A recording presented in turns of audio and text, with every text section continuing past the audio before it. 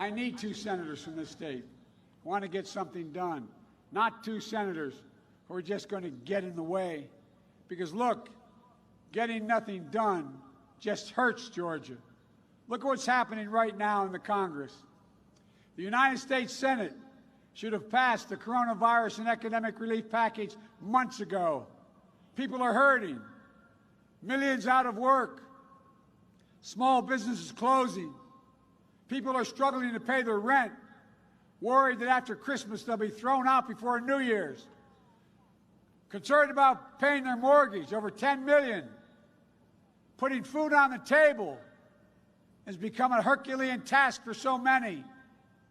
And what's the United States Senate doing? Nothing. People need help, and they need it right now. States like Georgia need help to keep firefighters, cops, first responders, educators on the job. We need immediate funding for testing and vaccine distribution. We need to get money into people's pockets right away.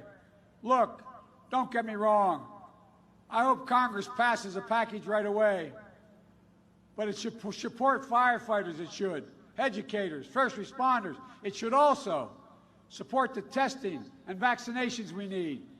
It should deliver direct cash payments to people right away when they badly need to stay on top. Your 2 Republican senators are not supporting that kind of package. Both John and Raphael do. There's so much more we can get done.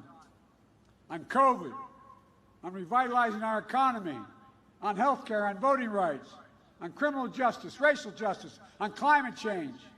We can get so much done, so much that can make the lives of people of Georgia and the whole country so much better. And we need senators who are willing to do it, for God's sake. So let me hear you. Are you ready to vote for the 2 senators that are doers and not roadblocks? Are you ready to vote for 2 senators who fight for progress, not just get in the way of progress? Are you ready to vote for 2 senators who know how to say yes, not just the word no? Look, let me talk about John and Raphael for just a minute. John was born and raised in Atlanta, cut his teeth in politics and justice, equality, under our dear friend John Lewis, an immigrant son who traveled all across this state, sharing his belief in delivering the promise of America to all Georgians. Beating this pandemic, rebuilding our economy, health care, education, jobs, and justice. A husband whose wife is a doctor at Emory, seeing this pandemic on the front lines. A fresh voice who will only do the work of the people, who will always put the interest first. And the only person's interest, in fact, are the people of Georgia. That's what he does. That's his heart. John will always be there for you, and I promise you, and he'll be there for the rest of the country as well. John, I'm looking forward to working with you, man. I really am.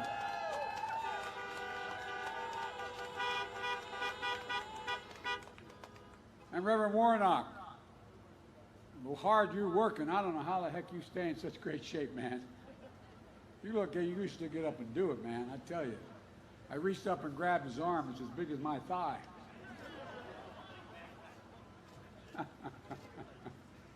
You're a good man, Rev. His story is your story of never giving up on the dream of America. 11th of 12 siblings. Grew up in public housing in Savannah. First in his family to go to college.